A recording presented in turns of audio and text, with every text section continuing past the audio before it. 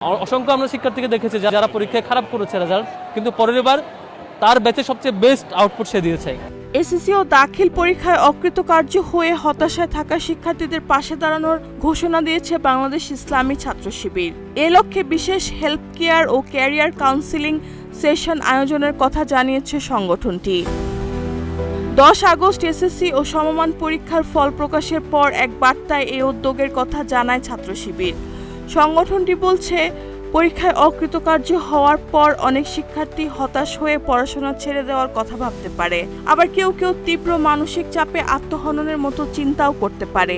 তাই এমন পরিস্থিতিতে শিক্ষার্থীদের একা না থেকে পরিবারের সদস্য, আত্মীয়স্বজন কিংবা বন্ধুদের সঙ্গে যোগাযোগ করার আহ্বান জানানো হয়েছে। ছাত্র শিবির জানিয়েছে, হতাশায় থাকা শিক্ষার্থীদের জন্য বিশেষ সেশনের হেল্প কেয়ারের পাশাপাশি ক্যারিয়ার কাউন্সেলিংয়ের ব্যবস্থা থাকবে। এসব সেশন পরিচালনা করবে ঢাকা বিশ্ববিদ্যালয়, মেডিকেল কলেজ সহ দেশের বিভিন্ন শীর্ষস্থানীয় শিক্ষা প্রতিষ্ঠানের শিক্ষার্থীরা।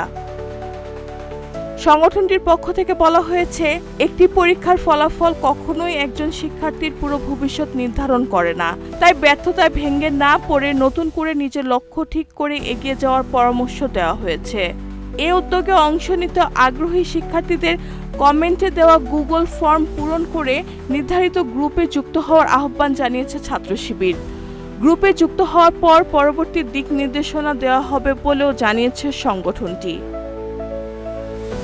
রিহানা বেগম, প্রজন্ম 24।